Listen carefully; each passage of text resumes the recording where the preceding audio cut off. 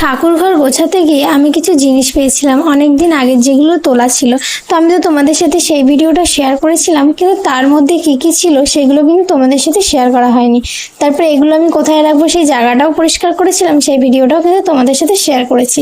তো আজকে সেই বক্সটা আমি আনবক্সিং করছি এতদিন পরে। আমার নিজেরও মনে নেই এর ভিতরে কি কি ছিল। তো আমি দেখে অবাক হচ্ছি যে এত সুন্দর সুন্দর জিনিস আমি এত বছর ধরে ওই কোনায় ফেলে রেখেছিলাম। বলো তো, 4 বছর ধরে সামসেটে ওই কোনায় পড়ে আছে। আমার তো মনেও নেই যে এখানের মধ্যে কি কি ছিল। তো এর ভিতরে দেখো বের করছে, সত্যি আমার এত খারাপ লাগছিল যে এখানে রাধা মাধব, তারপরে জগন্নাথজি সবাই ছিল। আমার খুব খারাপ লাগছিল। আরও ছিল কিছু মানে শোপিস যেগুলো বলা হয়, আমি বিয়ের আগে আমার হাজব্যান্ডকে দিয়েছিলাম।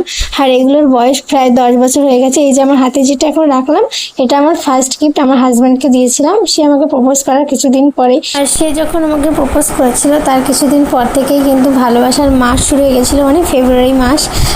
সে আমাকে সেপ্টেম্বরে প্রপোজ করেছিল। সেই দিনটা তো আসলে আমি তোমাদের সাথে সেই দিনটা শেয়ার করবো যে আমি কীভাবে পালন করি।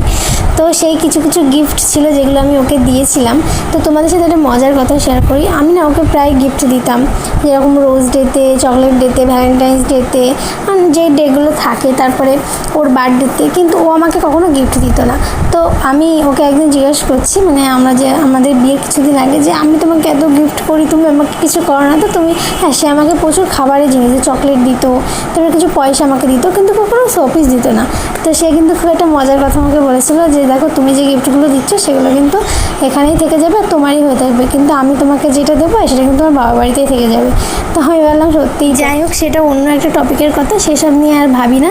আর দেখো, আমি কিন্তু কাজের ফাঁকে রান্না করতেও চলে গেছিলাম। আর একটু বেলের শরবত মা আমাকে দিয়েছিল। আমি বেলের শরবত খেতে না অত ভালোবাসি না, কিন্তু সকাল থেকে এই বাড়তি কাজগুলো করতে গিয়ে আমার না খাওয়া হয়নি কিছু।